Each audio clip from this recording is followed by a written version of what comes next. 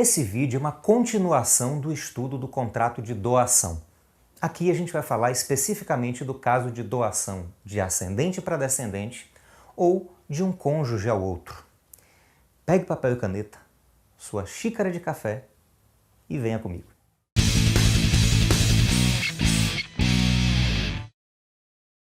No contrato de compra e venda, a gente viu que a venda de ascendente para descendente requer que seja dado o consentimento pelos outros herdeiros necessários do alienante do vendedor, bem como por seu cônjuge. Ou seja, se um ascendente, se o pai vende algo para o filho, é necessário que o cônjuge do pai, bem como os outros herdeiros necessários dele, consintam, concordem com essa compra e venda. Isso para evitar que haja prejuízo na repartição da herança, para evitar que o pai, o ascendente, o pai ou a mãe, beneficie um dos filhos em detrimento dos demais.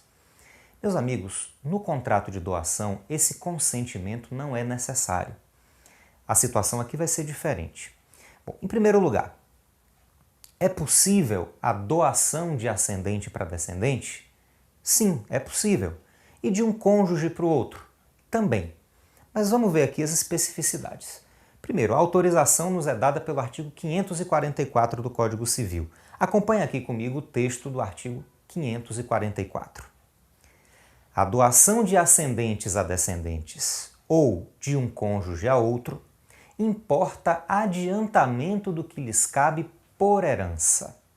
Então veja, o artigo 544 autoriza, ele prevê a possibilidade de doação de ascendente para descendente, prevê também a possibilidade de doação de um cônjuge a outro e não exige para isso o consentimento dos herdeiros necessários, enfim, ou do cônjuge no caso de doação para descendente.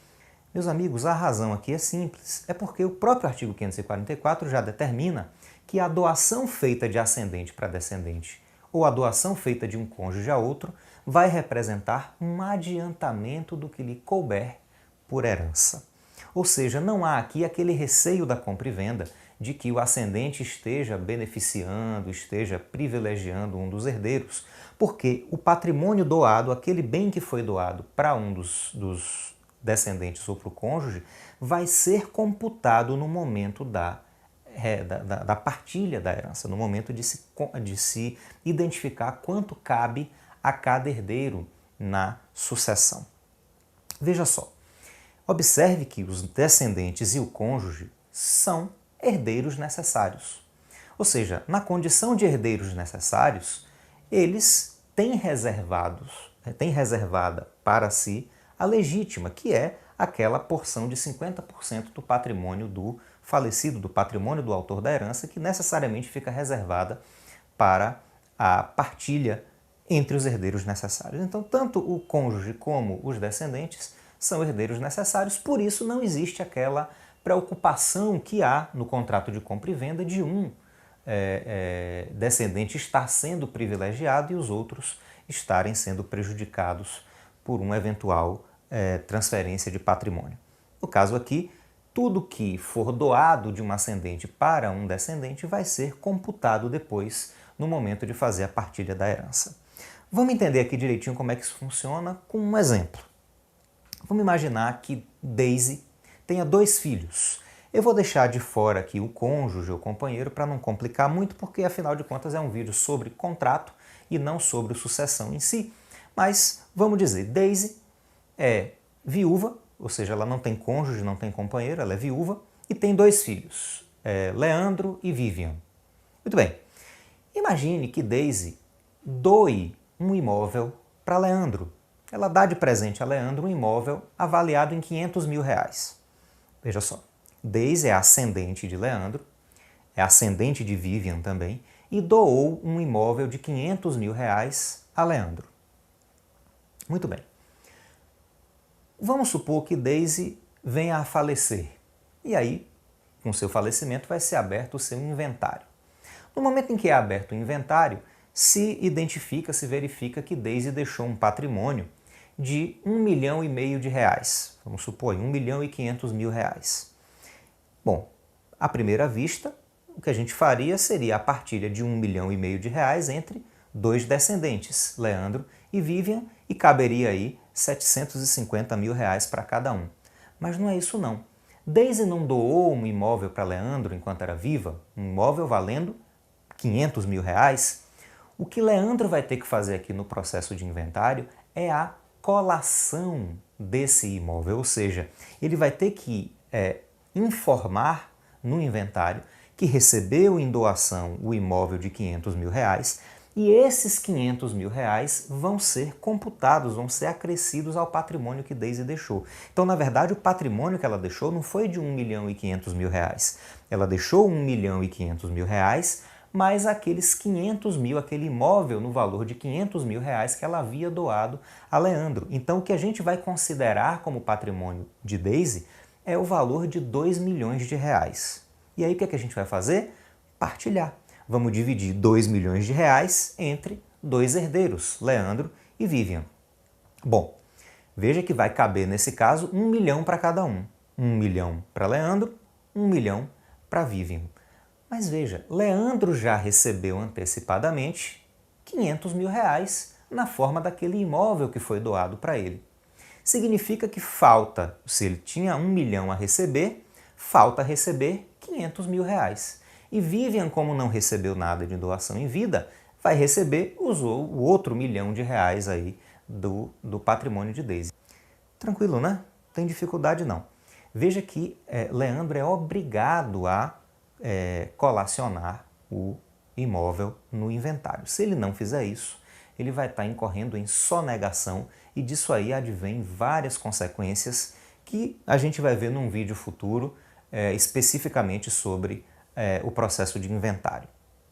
Bom, então esse é o caso da doação de ascendente para descendente e é exatamente a mesma lógica que a gente vai seguir na doação de um cônjuge para o outro, tá? Se um cônjuge fizer a doação para o outro, aquele valor vai ser computado depois no momento da herança e vai ser descontado, vai ser colacionado e depois vai ser descontado aquilo que o cônjuge já tiver recebido a título de doação. A única observação a fazer aqui em relação à doação de um cônjuge para o outro é um intenso debate, uma intensa controvérsia que há na doutrina e na jurisprudência sobre em que situações um cônjuge pode doar para o outro. Por exemplo, discute-se, como aqui é um tema mais afeto ao direito de família, porque tem a ver com o regime de bens do casamento, os detalhes a gente também vai discutir no vídeo de direito de família em que a gente for falar sobre regime de bens do casamento.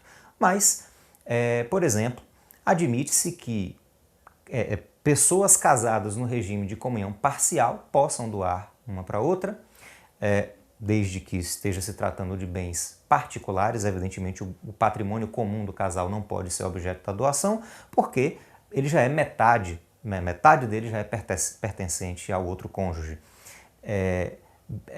Casais no regime de separação voluntária podem doar um para o outro, não tem problema. Agora, não podem doar um para o outro cônjuges casados no regime da separação obrigatória, aquela separação legal estabelecida por lei, para não configurar uma burla, né, a separação ao regime de bens.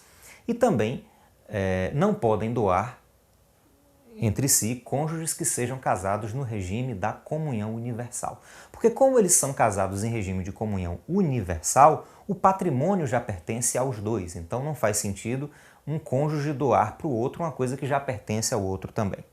Então, fora essa controvérsia, esse debate doutrinário e jurisprudencial, não há nenhum impedimento, nenhuma dificuldade também na doação de um cônjuge para o outro. E, no caso da doação de um cônjuge para o outro, vai ser observada exatamente a mesma regra que a gente falou aqui sobre a doação de um ascendente para descendente. Aquilo que o cônjuge receber a título de doação vai ser computado depois como antecipação do que ele tiver direito de receber por herança. Certo? Então, em síntese, meus amigos, o que é que a gente pode sintetizar, né? O que é que a gente pode resumir aqui? É permitida a doação de ascendente para descendente, assim como é permitida a doação de cônjuges, né, entre si, dependendo, como eu disse, do regime de bens, mas não é necessária para essa doação o consentimento dos outros descendentes e nem do cônjuge, mas o que for recebido a título de doação vai ser considerado como antecipação do que couber ao donatário por herança. Esses bens recebidos em doação vão ser colacionados depois no processo de inventário e aquele valor descontado do que o herdeiro eventualmente tiver a receber. Tranquilos?